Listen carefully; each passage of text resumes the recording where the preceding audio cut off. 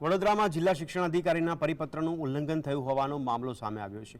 શહેરમાં પડેલા વરસાદને કારણે સ્કૂલો બંધ રાખવાનો પરિપત્ર બહાર પાડવામાં આવ્યો હતો, છતાં શાળા ચાલુ હતી। પ્રતાપનગરની ઝેનિથ સ્કૂલના સંચાલકોએ જિલ્લા શિક્ષણ અધિકારીના આદેશનું ઉલ્લંઘન કર્યું છે। શાળાએ બોલાવી વિદ્યાર્થીઓના જીવ જોખમમાં મૂક્યા હતા। ઝેનિથ સ્કૂલના સંચાલકો પરિપત્રને ઘોડીને પી ગયા હોય તેવું લાગે છે।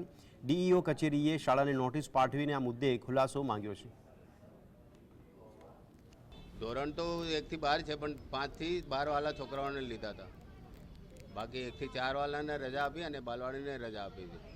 ના ના, પહેલા ગેટથી ગયા સાહેબ, અહીંયાથી નથી ગયા। 7 વાગે લીધા હતા અને 10 વાગે છોડી દીધા।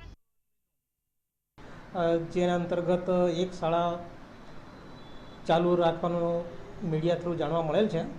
હવે જે શાળામાં તપાસ કરતા આચાર્યશ્રીએ કે સંચાલક મંડળે જણાવેલ છે કે વિદ્યાર્થીઓના અમુક વાલીઓએ પરિપત્ર ન જોયો તો ન વાંચ્યો હોવાના કારણે 100-150 જેટલા વિદ્યાર્થીઓ શાળામાં આવી ગયેલ છે અને જેમને વાહન મૂકીને જતું રહ્યું હોવાથી એમને બેસાડેલા છે અને ફરીથી શાળા ચાલુ રાખેલ નથી એવું જાણવા મળેલ છે।